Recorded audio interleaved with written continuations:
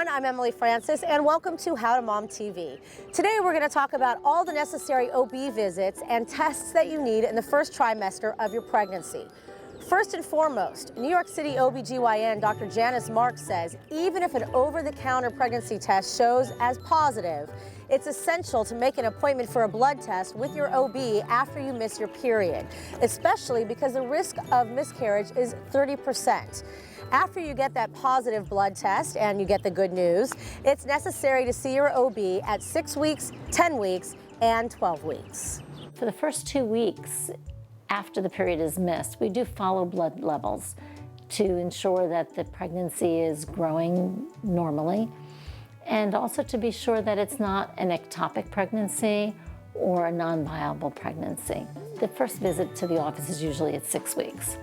An ultrasound will confirm that there's a fetal heart. First visit is very intensive with a full physical exam, full blood work, as well as a pap smear and cultures from the cervix.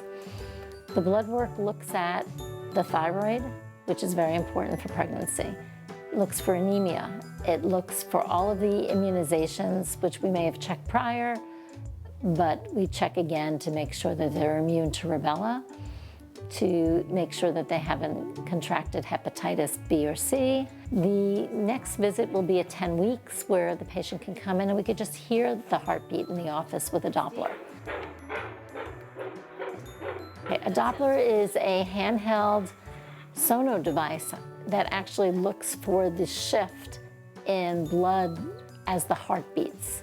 The miscarriage rate falls from 30% when you get a first positive pregnancy test to 15% when you can hear the heartbeat. There are non-invasive tests available for evaluation of a fetus.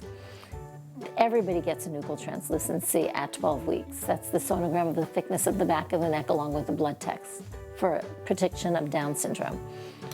That test will pick up 85% of abnormal babies. The miscarriage rate falls to less than 1 to 2% at 12 weeks with a heartbeat. A high-risk pregnancy is defined by the age of the mother. Anybody 35 or above is considered high risk. And the CVS is an invasive test where you can get the chromosomes of the baby by taking a biopsy of the placenta. The CVS can be done earlier. So for older women with the incidence of Down syndrome is higher, a CVS might be preferred to find out the results earlier. It can be done at 3 months instead of 4 months. So what's Dr. Mark's take-home message? Be your own medical advocate, especially if you're over the age of 35 and considered high risk. It's important for you and your doctor to weigh the different risk factors of invasive chromosomal tests to the fetus, even though those invasive tests will pick up more abnormalities.